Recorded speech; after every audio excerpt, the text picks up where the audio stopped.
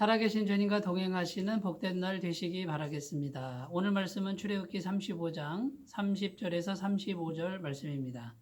모세가 이스라엘 자손에게 이르되 볼지어다 여호와께서 유다 지파 훌의 손자요 우리의 아들인 부살레를 지명하여 부르시고 하나님의 영을 그에게 충만하게 하여 지혜와 총명과 지식으로 여러 가지 일을 하게 하시되 금과 은과 노수로 제작하는 기술을 고안하게 하시며 보석을 깎아 물리며 나무를 새기는 여러 가지 정교한 일을 하게 하셨고 또 그와 단지파 아히사막의 아들 오홀리압을 감동시키사 가르치게 하시며 지혜로운 마음을 그들에게 충만하게 하사 여러 가지 일을 하게 하시되 조각하는 일과 세공하는 일과 청색, 자색, 홍색 실과 가는 배실로 수놓는 일과 짜는 일과 그 외에 여러 가지 일을 하게 하시고 정교한 일을 고안하게 하셨느니라.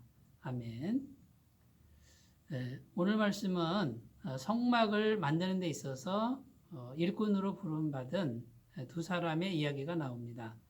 첫 번째 사람은 부살렐이고 두 번째 사람은 오홀리압입니다.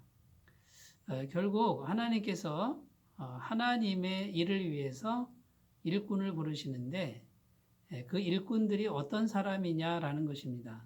어떤 사람을 하나님은 하나님의 일을 위해서 부르시고 그들을 사용하시는지 이것을 설명해 주는 내용이 오늘 본문이라고 할 수 있습니다.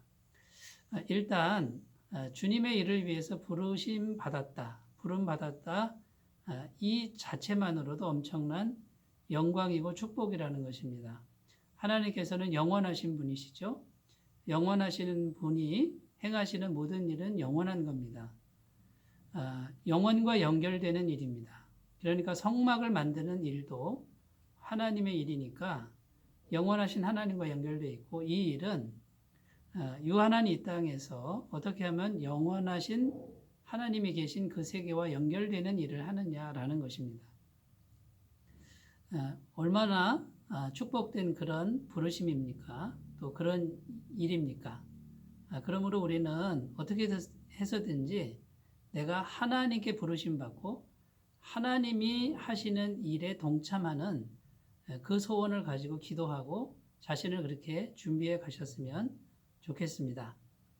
자, 일꾼으로 부르실 때 이 두 사람들의 가정을 첫 번째로 우리는 이 가정의 역할, 부모의 역할을 생각을 하지 않을 수가 없습니다. 부살렐은 훌의 손자라고 이렇게 나오는데요. 대단한 신앙의 가문이죠. 그러니까 이 부살렐이라고 하는 일꾼은 어떻게 자라난 것입니까? 그 부모와 가문의 신앙 안에서 자라난 사람이라는 거예요. 다른 말로는 하나님의 임재 안에서 자라났다. 하나님의 보호하심 안에서 자라났다. 하나님의 말씀 안에서 자라난 인물이 바로 부살렐이라는 것입니다. 그러니까 오랜 시간 이 부살렐은 태어나면서부터 부모와 할아버지의 그 신앙의 보호 안에서 계속 자라났으니까 언제든지 이 부살렐 마음속에는 영적인 그런 은혜와 축복이 가득했을 수밖에 없습니다. 하나님의 임재가 심령에 충만한 사람일 수밖에 없었다라는 것이죠.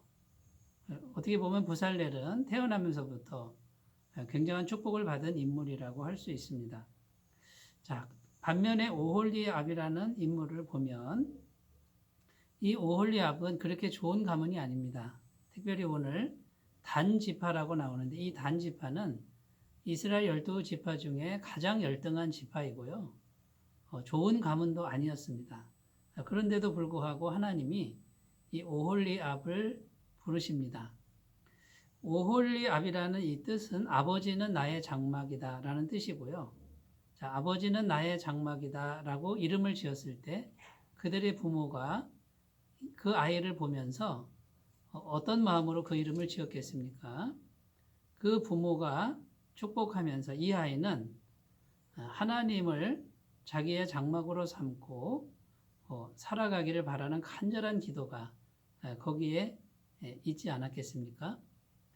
자, 이 두 사람을 비교하면 부살렐은 좋은 가문에서 태어날 때부터 믿음의 영양분을 잘 받고 자란 인물이라고 하면은 오히려 반대로 오홀리압은 가난하고 보잘것없지만은 정말 그 부모의 간절한 기도가 있어서 가난하지만은 그렇게 자라난 인물이라고 볼 수 있습니다.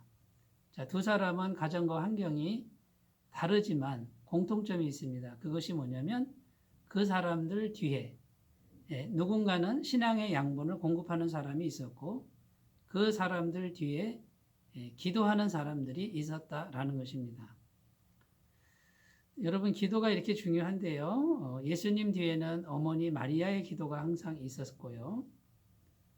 역사적으로 위대한 종들을 보면 그 위대한 종들 뒤에는 틀림없이 정말 기둥처럼 서 있는 어떤 기도자들이 있었다라는 것이 증명되고 있습니다. 위대한 설교자 찰스 스펄전 목사님도요. 항상 기도하는 분들이 뒤에 있었는데 어느 날 그 친구 목사님이 찰스 스펄전 목사님 교회에 방문했는데 지하에 기도실이 있는데 보니까 그 지하 기도실에 400명이나 되는 중보기도대가 24시간을 아주 끊임없이 기도하는 그런 모습을 보여주더라는 겁니다. 여러분, 역사적으로 위대하게 쓰임받고 지금도 하나님의 종으로 위대하게 쓰임받는 사람들 뒤에는 인간의 눈에 보이지 않으나 하나님을 향해서 기도하는 기도 부대가 또는 기도의 사람들이 있었다라는 것이죠. 이 사람들은 틀림없이 하나님께서 사용하시는 사람들이라고 볼 수 있습니다. 사랑하는 여러분, 신앙의 가문이나 또 가문이 아무리 연약해도 그것을 너무 생각지 말고 내가 먼저 기도하는 사람이 되고요. 또 기도에 은사가 있는 분들, 신실한 분들에게 중보 기도의 관계를 맺고 기도를 부탁하는 그런 지혜가 있으셨으면 좋겠습니다. 자, 어떤 사람들을 부르시느냐 하면 이런 사람들을 부르되 하나님께서는 성령을 부으신다. 하나님의 영을 그에게 충만하게 하여 31절에 이렇게 되어 있습니다. 하나님의 일은 인간 혼자 할 수 없습니다. 성령께서 인도하셔야만 될 일입니다. 그러므로 성령님과의 관계를 가꾸지 못하면 하나님의 일을 할 수도 없고요. 겉으로는 하나님의 일을 한다고 하지만 인간적 생각이나 내 생각대로 할 때가 너무 많습니다. 그러므로 우리가 언제든지 성령의 충만함을 구하시고 또 우리 안에 계신 성령님께 순종하고 복종하는 훈련이 반드시 필요하다라는 것입니다. 성경에 보면 구약 성경에도 다윗에게 성령이 임하시고 기드온과 요셉과 또 신약 성경의 예수님의 제자들도 성령을 받은 후에나 위대한 하나님의 사람으로 변화되는 것을 볼 수 있습니다. 오늘날 우리는 예수님의 보혈을 믿고 우리 안에 성령님이 계십니다. 그 성령님에 대해서 분명한 지식을 가지시고 그분에게 주도권을 드리시기 바라겠습니다. 자, 세 번째는 어떤 사람입니까? 그 일이 즐거워야 합니다. 그 일 자체가 즐겁고 그 일을 하면 행복해야 된다는 것이죠. 오홀리압과 부살렐은 그 일 자체가 즐거운 겁니다. 하나님께서는요, 우리를 창조하실 때 벌써 알고 계시는 것이죠. 이 사람이 재밌어 하는 일, 잘할 수 있는 일을 이미 아시고 태어나면서부터 그것을 지정해 주셨다라는 거예요. 그래서 하나님은 어떤 사람에게는 음악적 재능을, 어떤 사람에게는 체육적 재능을, 어떤 사람에게는 미술적 재능을, 어떤 사람에게는 말씀 전하는 재능을. 그런데 그 일 자체가 즐겁습니다. 행복합니다. 사랑하는 여러분, 여러분들의 부르심은 어디입니까? 은사는 무엇입니까? 즐거운 게 무엇입니까? 잘 찾아가시기를 바라겠습니다. 기도합니다. 하나님 아버지 감사합니다.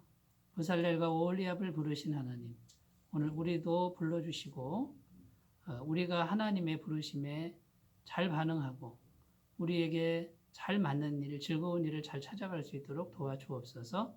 예수님의 이름으로 기도드립니다. 아멘. 주님의 성령으로 충만하시기 바라겠습니다. 감사합니다.